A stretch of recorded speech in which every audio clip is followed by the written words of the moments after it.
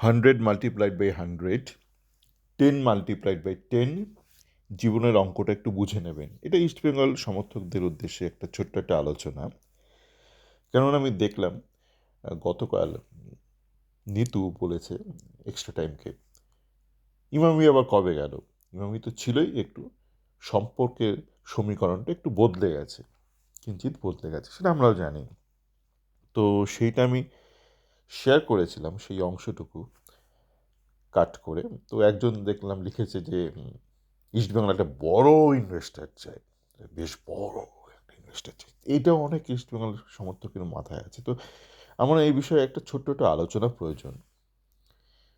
তার আগে বলি আপস্ট্রিম ডাউনস্ট্রিম। তো গতকাল যে নধরের ভেলা সিনেমাটার স্পেশাল স্ক্রিনিং ছিল জুরিখে, সেখানে সিনেমার শেষে একটা প্রশ্ন উত্তর পর্ব ছিল। তো সেখানে আমি বললাম যে ডিরেক্টর, তারপর অ্যাক্টর ছিল, অমিত ছিল, তারপর প্রিয়াঙ্কা ছিল না, আপনার ঋত্বিক ছিল, অপরাজিতা ছিল। তা আমি শেষে ওদের ধন্যবাদ জানালাম যে একটা সাহসী পদক্ষেপের জন্য, কেননা বহুদিন ধরে একটা স্ট্রং সোশ্যাল পলিটিক্যাল কমেন্ট্রি আসেনি, কোনো ফর্মেই আসেনি বাংলা সিনেমাতে। তা আমি শেষে একটা বললাম, বাংলাতে তো আমরা গল্প শুনে এসেছি বেহুলা লক্ষীন্দরের, যে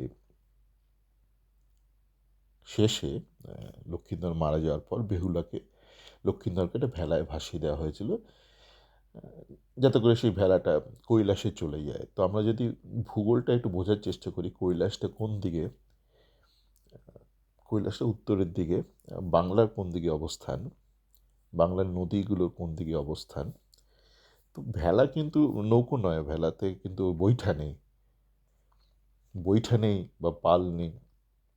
তো ভেলা কিন্তু নদীর আপন স্রোতে এগিয়ে চলে, মানে ডাউনস্ট্রিম। তাই বললাম বাংলা থেকে ভেলায় চড়ে কি করে কেউ কৈলাসের দিকে যাবে। যাকে মূল বিষয়ে আসা যাক, একটু লজিকের বিষয়ে আসি, কেননা এই 100/100, 10/10 অঙ্কটা একটু বুঝে নেবেন। তো এই যে আপনারা অনেকেই বলেন একটা বড় বাবু হলে খুব ভালো হতো, বিনোদিনী দাসীর মতন ভাবেন যে একটা বড় বাবুকে ধরলে খুব ভালো হয়, সুবিধে হয়, খাটুনিটা কম হয়, একজনের কাছে গিয়ে 100 টাকা নিয়ে আসা যায়, 10টা বাবুর থেকে 10 টাকা করে নিয়ে আসা। তো এই প্রসঙ্গে একটা ছোট্ট একটা কথা বলি। বহু বছর পূর্বে, তখন আমি কলকাতাতে চাকরি করি, তখন বেলেঘাটা অঞ্চলে ফিলিপসের একটা ফ্যাক্টরি ছিল। আহ, ওখানে ওরা মানে লাইট বানাতো না, অন্য প্রোডাকশনের কাজ হতো। তো সেখানে আমি কর্মসূত্রে গিয়েছিলাম, আহ, একটা জিনিসে কাজে, একটা কাজ থাক। তো তখন ওদের সঙ্গে ওদের এক সিনিয়র ম্যানেজারের সঙ্গে কথা হচ্ছিল।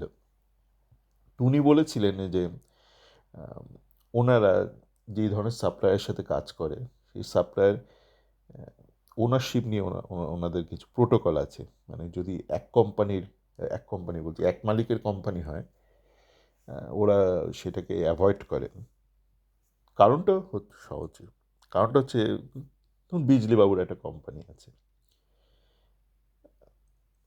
একটা মালিকের কোম্পানি। তো সেই মালিক বললো এসো 100 টাকা দেবো, নিতু এসো 100 টাকা দেবো। তো কাল তো সেই মালিকের মত পরিবর্তন হতে পারে, এটা হেয়ালি মালিক হতেই পারে, হেয়ালি মালিক বা যে কোনো মানুষ মাত্রই নশ্বর। হ্যাঁ, তার কিছু একটা একটা শারীরিক একটা পরিবর্তন ঘটতেই পারে, ইহলোক পরলোক এই ব্যাপার ঘটতেই পারে। তো তখন হঠাৎ করে বাবু সরে যাবে, তখন বিনোদিনী দাসী কোথায় যাবে? সকলে একটু ভালো থাকবেন।